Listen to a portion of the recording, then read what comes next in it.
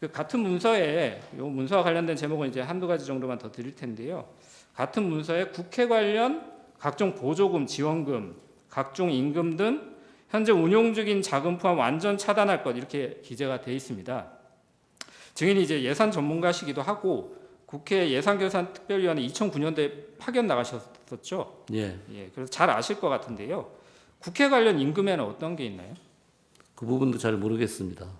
아, 예산 전문가 보통은 이제 임금이라 그러면 통상임금, 일용직이나 이런 경우 채용할 때 통상임금으로 그러니까 예산 국회에 종사하는 반영하는데 사람들의 임금으로 예, 아니, 볼 수 있는 그런 경우가 있는데 여기에서 의미하는 분은 반은 모르시겠다고요? 모르겠습니다. 알겠습니다. 다음은 생각하겠습니다.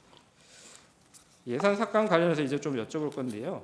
헌법 제54조에 따라서 정부가 이제 예산 편성 권한 가지고 있죠. 예. 그리고 국회는 예산 심의 확정 권한을 가지고 있죠. 그래서 헌법 57조에 따라서 국회가 임의로 정부의 동의 없이 증가하거나 새 비목을 설치할 수는 없지만 정부가 제출한 예산안 감액할 권한은 헌법상 당연히 인정되는 권리죠. 예, 그렇습니다. 예. 통상 정부가 예산안 제출하면 아까 증인 말씀하신 것처럼 국회가 정부 제출 예산안 각 항을 이제 사업별로 감액하는 경우가 종종 있죠. 예. 네. 국회 예산정책조 2025년도 예산안 심의 결과 자료를 보니까요. 정부 지출 예산안을 국회가 감액한 금액 기준으로 뭐 증감이 있을 수 있고 증액 사업 부분을 따로 편성을 하잖아요. 근데 그 부분 말고 정부 예산안 편성에서 감액한 금액 기준으로 봤을 때 총 지출 감액 규모가 2025년에 4.1조 원, 2024년에 4.7조 원, 2023년엔 13.8조 원, 2022년에 5.6조 원입니다. 증인 이 사실 알고 있죠? 예, 그렇습니다. 네. 이 중에 2022년 부분은 5.6조 원 감액됐을 때 현재 여당이 야당일 때 감액된 것이죠. 연도상으로 봤을 때. 예. 네. 총 지출 감액 규모가 이렇게 쭉 봤을 때는 최근 4년 중에 2025년의 감액 규모가 가장 적은 거 아닌가요? 통상 네. 그 감액은 아까도 말씀드렸지만 4조에서 5조를 하니까 네. 4.1조가 그 많지 않은 적은 부분에 들어갑니다. 제가 이 질문을 드린 이유가 네.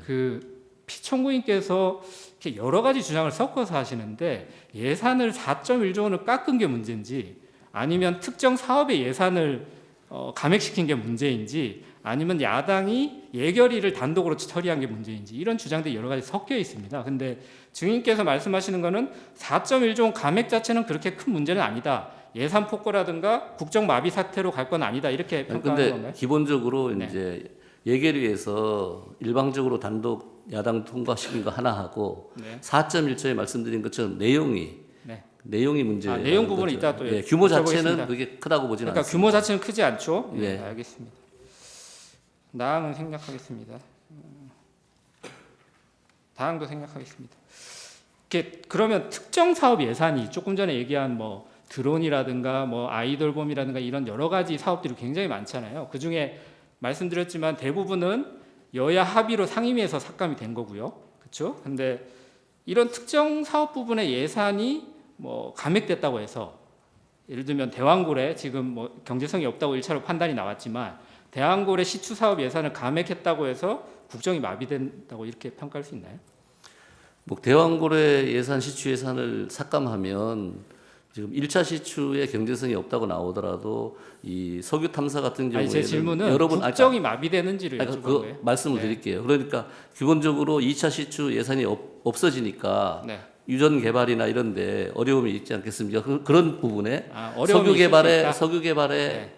그쪽에는 국정 마비가 되겠죠. 그 부분에는. 국정 마비라고 하면 지금 나라가 움직이지 않을 정도의 그런데 상태가 되는데 그 부분만 말씀드리면 알겠습니다. 그 부분만 말씀드리면 그렇고 나머지는 전반적으로 이제 증인 잠시만요. 그 지금 말씀하시는 게 결국은 그 특정 사업의 예산이 감액이 되면 결국은 그 사업이 마비될 여지는 있어도 국정 전반이 마비된다고 단정 지으실 수가 있는 건가요?